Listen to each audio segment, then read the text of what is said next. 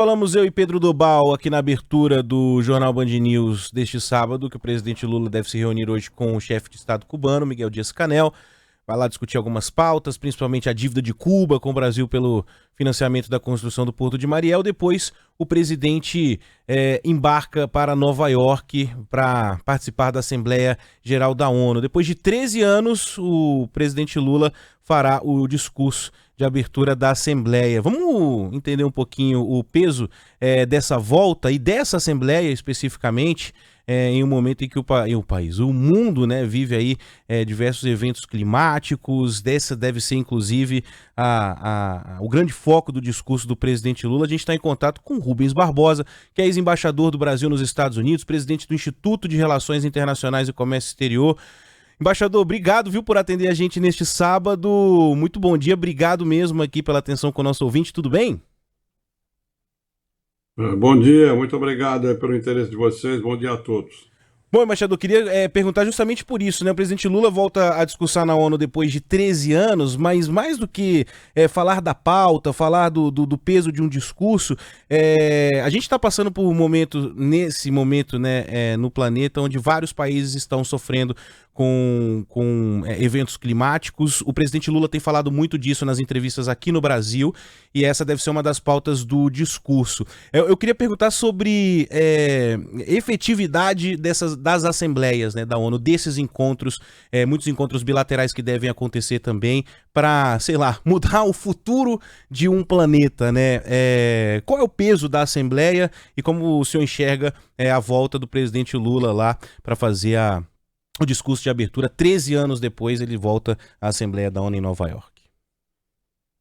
Olha, a Assembleia Geral da ONU é o fórum mais amplo, né, mais abrangente de chefes de Estado para discutir os problemas globais. Não se espera nenhuma decisão importante desses discursos presidenciais. São discursos que todos os anos se repetem. O Brasil, tradicionalmente, é o primeiro país a fazer esses discursos, e é a maneira como os países colocam a sua visão do mundo, qual é o lugar do Brasil no mundo. Então, na reunião da ONU, não devemos esperar nenhum resultado maior, inclusive porque muitos líderes globais hoje não estão aparecendo, né, nessa reunião. Xi Jinping não vai, o presidente da França não vai, o presidente da Índia não vai, o primeiro-ministro do Reino Unido não irá.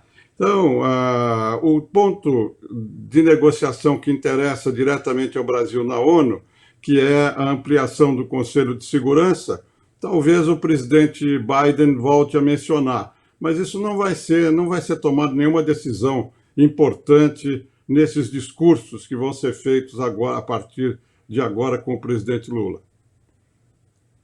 Rubens, primeiramente, bom dia também. Eu, Pedro Dobal, estou aqui falando também sobre esse assunto. Conselho de Segurança da ONU, você já abordou esse assunto. Eu queria entrar mais nesse tópico, porque existe a expectativa de que essa Assembleia Geral, nessa Assembleia Geral, o presidente Lula volte a defender essa reforma em organismos internacionais, principalmente no Conselho de Segurança da ONU, reivindicando aí a entrada de outros membros permanentes. É uma defesa que o presidente Lula tem feito já há um bom tempo, mas até que ponto essa possibilidade está de fato, né, colocada na mesa? Está mais por uma defesa solitária feita pelo Brasil, ou existe realmente uma certa pressão na comunidade internacional para que isso aconteça, né? Em que pé está essa discussão? Olha, essa questão da reforma da governança global será certamente um dos temas que o presidente Lula vai mencionar no seu discurso, não só das Nações Unidas, mas também da OMC. O discurso abrangerá também o Fundo Monetário, o Banco Mundial, a questão dos investimentos, dos financiamentos para os países mais pobres. Isso vai acontecer. Agora, na questão do Conselho de Segurança, até recentemente não havia nenhuma perspectiva, porque os Estados Unidos estão contra. Recentemente, o presidente Biden, no ano passado, o presidente Biden mudou de posição, dizendo que os Estados Unidos eram favoráveis ao aumento dos membros permanentes e não permanentes do Conselho de Segurança. O presidente Lula e o Brasil têm insistido muito isso já há vários anos, mas sem perspectiva, a não ser que mudasse a posição dos membros permanentes do Conselho, que têm direito a veto. Os Estados Unidos já mudaram de posição.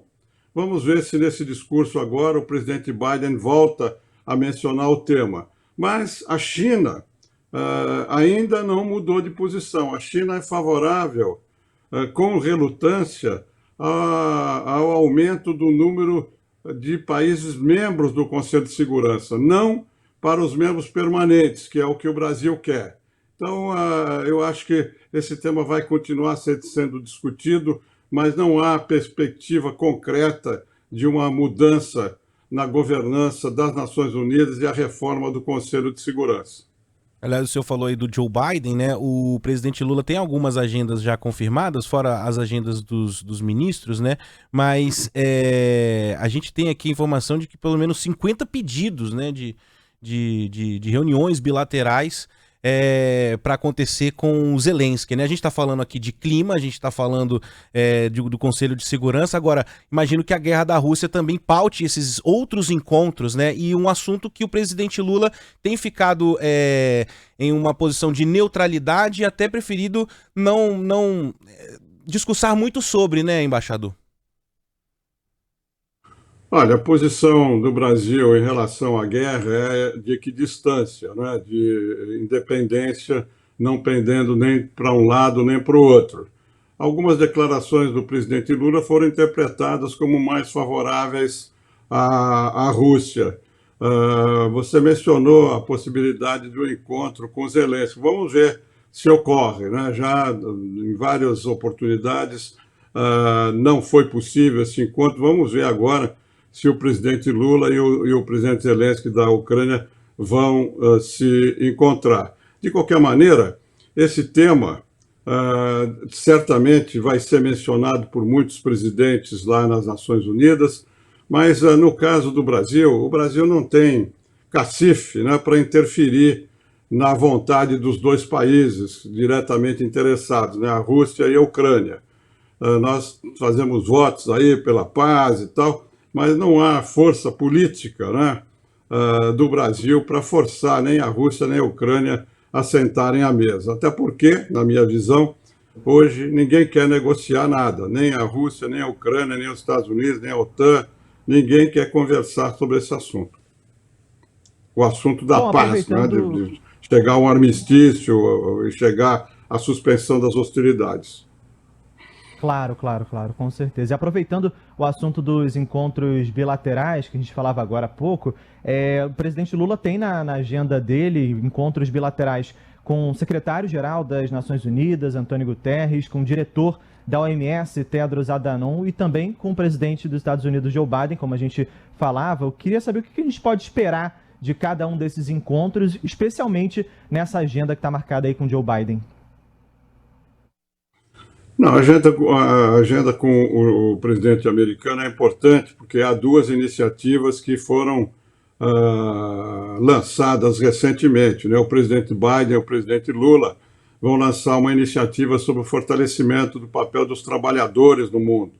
Sobretudo agora que os Estados Unidos estão com a maior greve, né, no setor automobilístico, nunca houve um movimento sindical tão forte, com greves tão importantes, em um setor tão vital para a economia americana. Essa é uma iniciativa que vai ser feita conjuntamente, e a outra foi anunciada agora na reunião do G20 com o primeiro-ministro da Índia, o Modi, para uma iniciativa em biocombustível, então bioenergia. Então é importante esse encontro com o presidente Biden. Mas, além disso, não creio que haja nenhuma outra iniciativa. Certamente, o presidente Lula vai cobrar do presidente Biden o apoio para o Fundo Amazônico, enfim, e há outros interesses econômicos comerciais que poderão ser mencionados.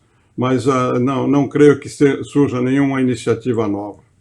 Para terminar, pelo menos da minha parte aqui, embaixador, o senhor mencionou a ausência de grandes líderes, né, nessa Assembleia, e de algum tempo para cá a gente tem notado, pelo menos na fala de alguns políticos, alguns até mais falastrões, como o ex-presidente dos Estados Unidos, né, o Donald Trump, que agora está enrolado na justiça, mas um certo descrédito em relação de alguns líderes em relação a organismos internacionais, né? O próprio governo brasileiro agora tem falado, aventado essa possibilidade de deixar o Tribunal Penal Internacional, e aí a gente tem essas ausências assim. Estou tentando colocar esses dois assuntos, não que eles se complementem, mas para perguntar a sua visão em relação a isso, se há no mundo esse movimento de certo descrédito desses grandes organismos, ou se isso é só uma coisa mais midiática mesmo, de momento, e eles continuam tendo peso, esses grandes blocos, esses grandes tribunais. Olha, os organismos multilaterais, né, que existem, a ONU, a OMC, o Banco Mundial, o Fundo Monetário, eles são resultado das negociações depois da Grande Guerra, depois de 45. Eles, depois de 70 anos, né, esses organismos internacionais, eles estão passando por um período de crise, de esvaziamento. E por isso que o Brasil, a China, outros países em desenvolvimento estão insistindo muito nessa questão da governança desses organismos internacionais. E, como eu disse, eu acho que esse vai ser um dos pontos do discurso do presidente Lula, porque esses organismos perderam representatividade.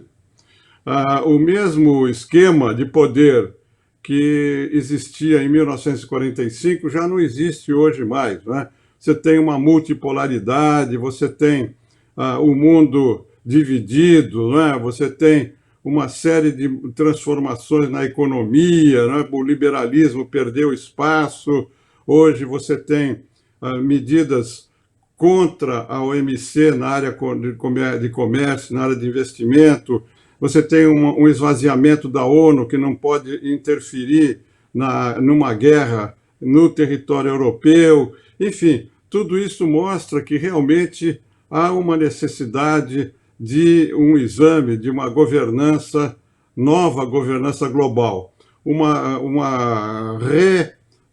reacondicionamento dos órgãos diretivos, uma presença maior dos países em desenvolvimento, e é isso que o Brasil está pedindo. Não é uma questão ideológica, não é uma questão de liderança da China, não é isso vários países em desenvolvimento estão pedindo, e o Brasil é um dos que está fazendo isso já há algum tempo. Então, o coro está se engrossando agora por causa da ampliação do BRICS, né, esse movimento em que o Brasil, a Índia, a Rússia, a África do Sul e a Rússia participam, agora foi ampliado. Então, essa discussão sobre a reforma do sistema internacional global para a paz, para a segurança, para o comércio, para as finanças, vai continuar sofrendo pressões e vai ter que ser ajustado. Isso mais cedo ou mais tarde vai acontecer. Tá certo, então, obrigado. A gente conversou aqui na Band News FM com Rubens Barbosa, ex-embaixador do Brasil nos Estados Unidos e presidente do Instituto de Relações Internacionais e Comércio Exterior. Rubens, obrigado demais pela conversa. Obrigado, embaixador. Muito obrigado, Pedro, Ivan, muito obrigado pelo interesse. Um abraço.